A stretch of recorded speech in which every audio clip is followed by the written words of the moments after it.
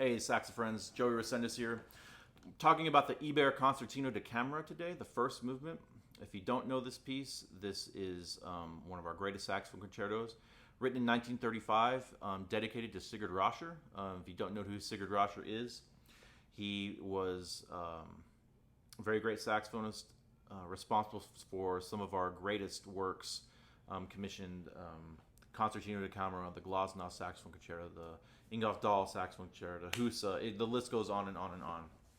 So, written in 1935, I'm not sure if I mentioned that, but this is a great piece for auditions, concerto competitions, and it's just a wonderful, wonderful work. If you're a if you call yourself any type of classical saxophonist, you need to know this piece. So,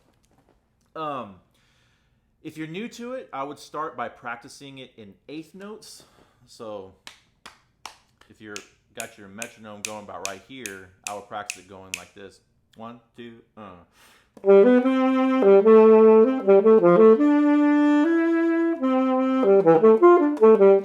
So just to make sure that you get the rhythm and the feel down. One of the things I would really highly recommend that you don't overlook when you're practicing this piece for the first time is the articulations. There's no real there is a little bit of a pattern to it, but make sure that you learn the articulations along with the notes and rhythms and things. I say that because when I first learned this piece, I kind of let the articulations go by the wayside. I was so worried about the notes and rhythms and nailing the high end at the end of the first page that I was like, oh, articulations? What articulations? I got the notes, didn't I? No. You don't. That's totally wrong. So we need to be learning these articulations. And to start out, I would really kind of overdo the articulations a little bit, almost to the point of accents, but I definitely wouldn't do that if I'm performing the piece.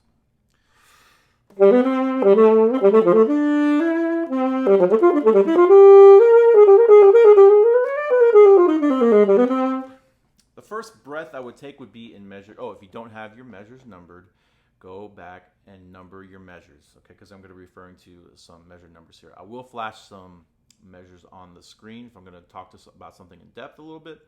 But go out and purchase the piece. I think it's in public domain, but I would just go out and get your own copy so you have the piano accompaniment if you want to work on this piece and perhaps perform it. So the first breath I would take would be in measure 16, 17, 18, measure 19 after the C sharp. So I'm going to start back a few measures in square 2. This is measure 17. Breathe.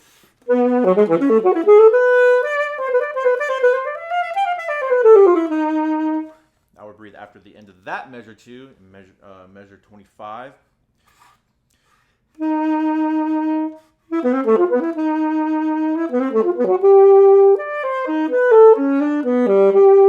Breathe here after the E in measure 32.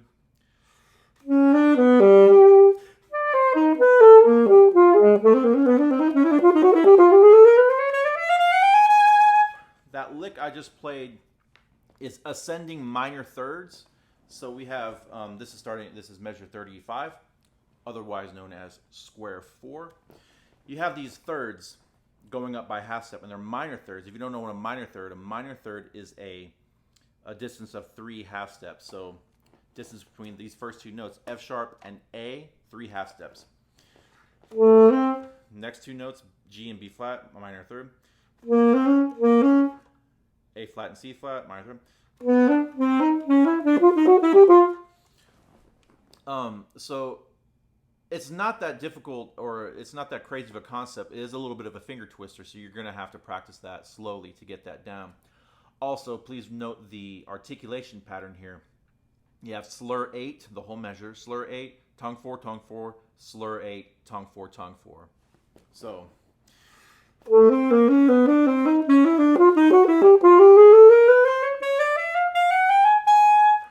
okay, and then breathe after that high F. And then we have this, it's pretty much a subito pianissimo. You could play these with the side fingerings. I don't really like it because the orchestra will come in on the E and the D, which will kind of mask, which it's almost like an accent. And you have a built-in accent when you're going from those three notes to the E by putting down all those keys and the octave key.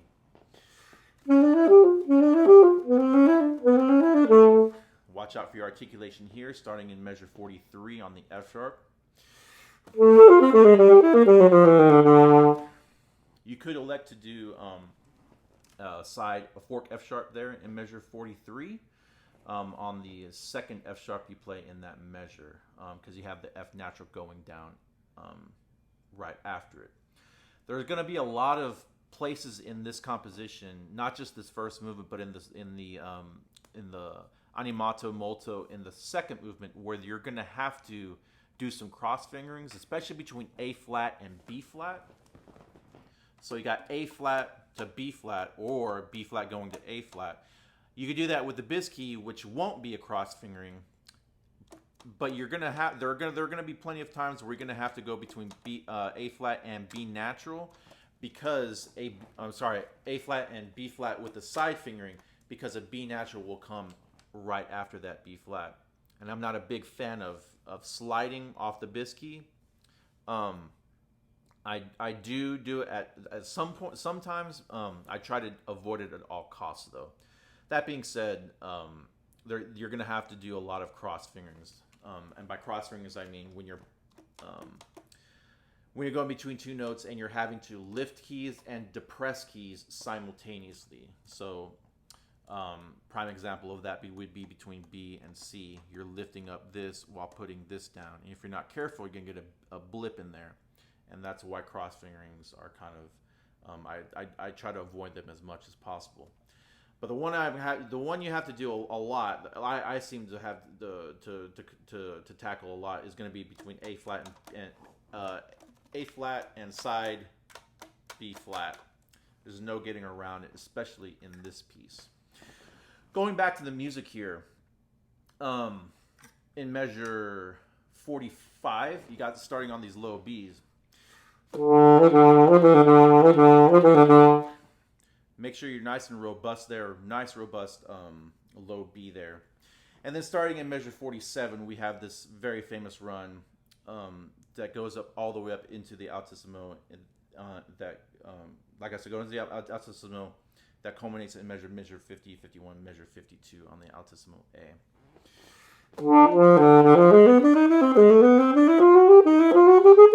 So, the articulation here, in some recordings you'll hear some people slur the whole thing or tongue the whole thing except the last like 5 notes. I don't really know the rationale behind that. I know that in the orchestral score the whole thing is slurred. In this piano reduction, it's slurred up until the D sharp and then tongued all the rest of the way. I like to tongue the whole thing as written in the saxophone piano reduction.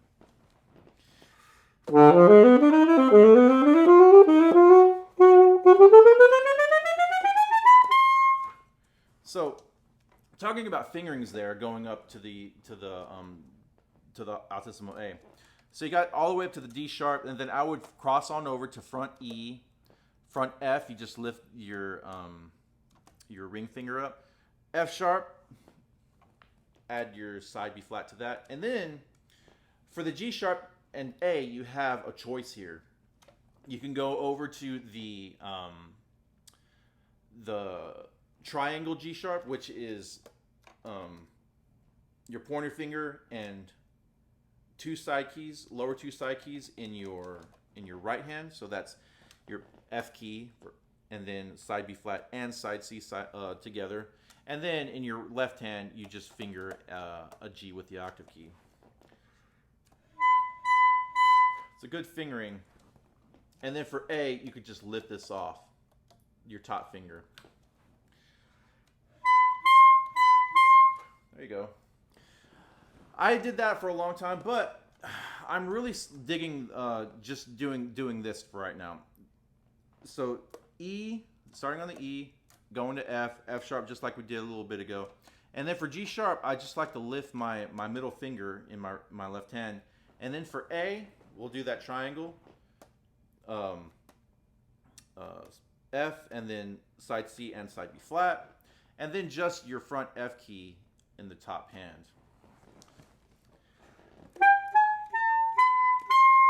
Let's see if I can get a close up of my fingers here. I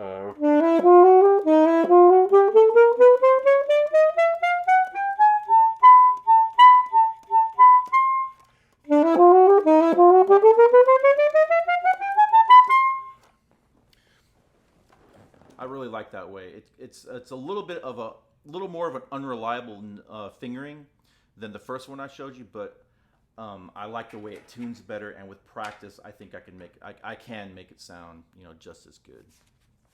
All right, moving along to the second page.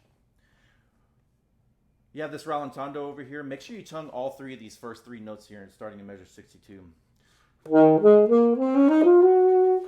So bouncy. You're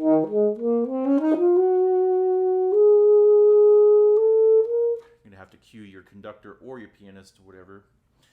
And then a tempo there, you have a little rallentando going in to square 6, and then you have the a tempo measure 6, or square 6. It's your second theme here.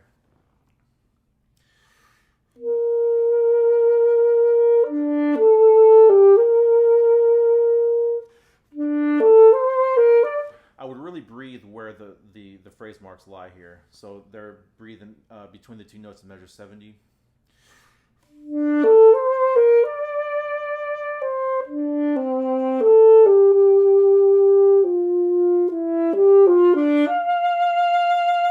I would breathe here after the high D in measure 82.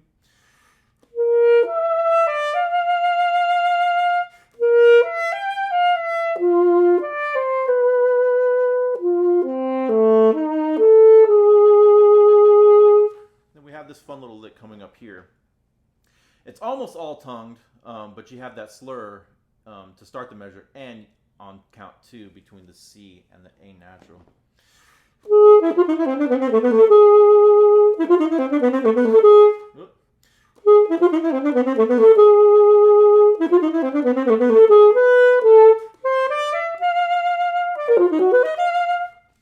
Make sure you're really subdividing your 16th notes there while you're playing these half notes that are interspersed there between those 16th note runs.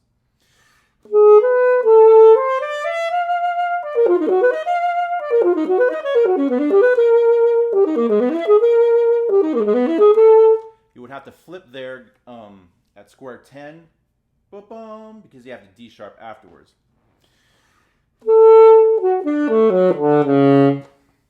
And then this run right here in measure 13 always gave me fits because of the B natural going down to the low A sharp and then back up to C sharp.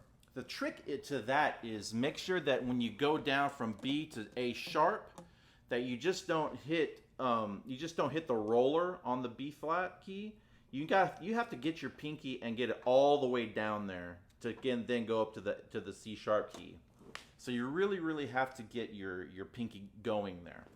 See if I can get my hands so you can see them.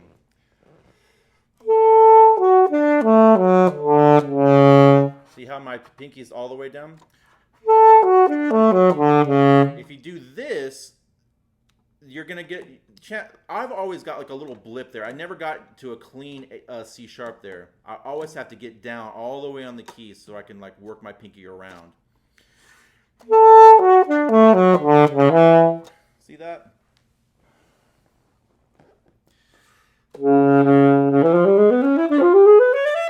And then we have this fun little thing here. You have the 8VA ad lib here. Lots of folks won't do this.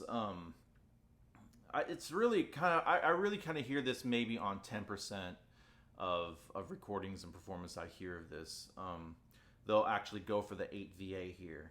I think it sounds cool if you take the 8VA. You have to be really brave to do it. But if you don't, it's fine. If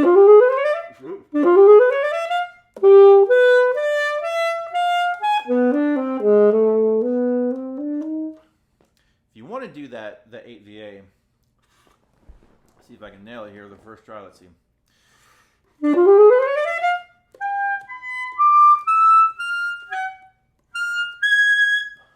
I knew I wasn't going to nail it the first time.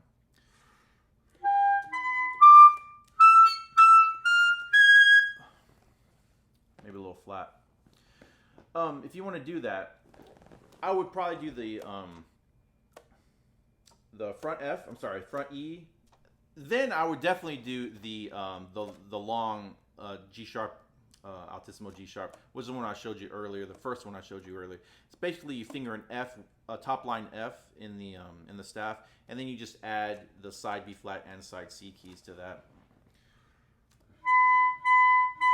And then for the B, just my octave key, ring finger, and then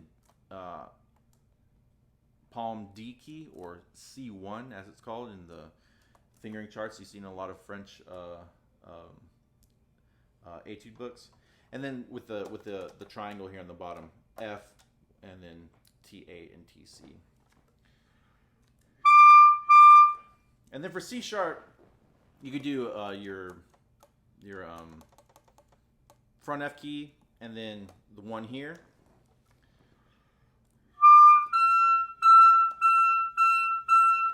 And then D, just your front F key with the octave key.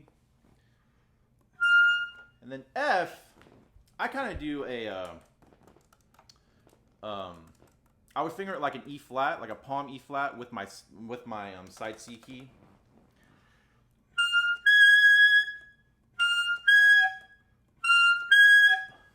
My reed may be a little bit soft to do that right now. Oh yeah, it's a little low. So, but really, if you want to do that, it's going to be a real chore to get all the way down to the G sharp there in measure 119. Then starting in here in square 11, this is measure 122. You are the accompaniment here. You no longer have the melody, and the orchestra or piano, whatever setting you're in, is going to be playing the melody you were playing over at square 6 in measure 62, 3, 4, measure 65. So as you were playing,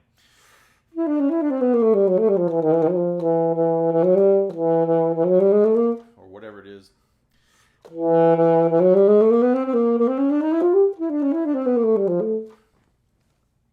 then the orchestra is going to be playing.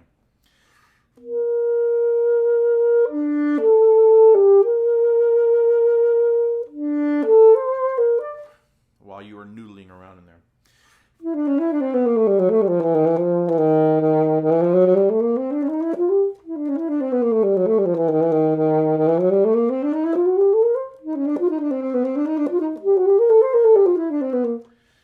So, make sure that stays very nice and stable, really, really metronomic, and that you can't, and please do contour the line in there.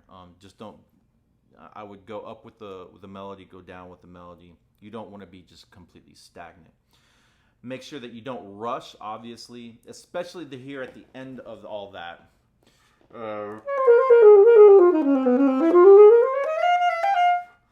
It's really easy to want to rush that.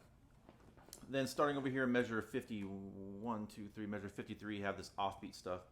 And right,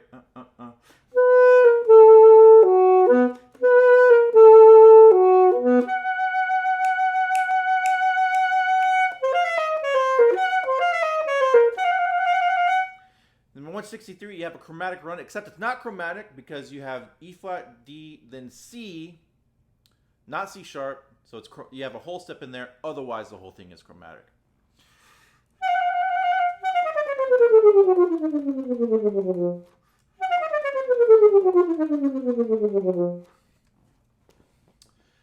The entrance here in going into measure 180, your next entrance, you really have to listen to the bass line. They have an eighth, they have an eighth note kind of like a bouncing line. This entrance, the reason I mention this is because this entrance always gave me fits. I was always getting the beat turned around in my head. I was thinking upbeats were downbeats and downbeats were upbeats. So you just really have to pay attention to the left hand of the piano or the cello and bass. if you're playing with an orchestra.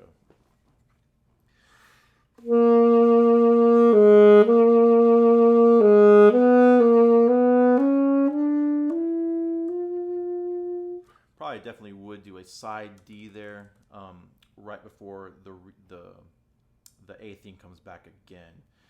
So side D would be your C2. That's your palm E flat key.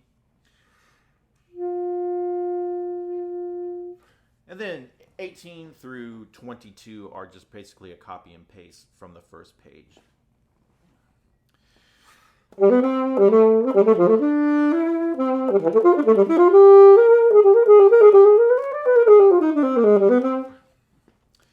Make sure that's all even. And then going over here, measure square 23. Down here at the bottom of the page, you have a tremolo between C sharp and B natural. I would play that as a sextuplet, so 6 notes. So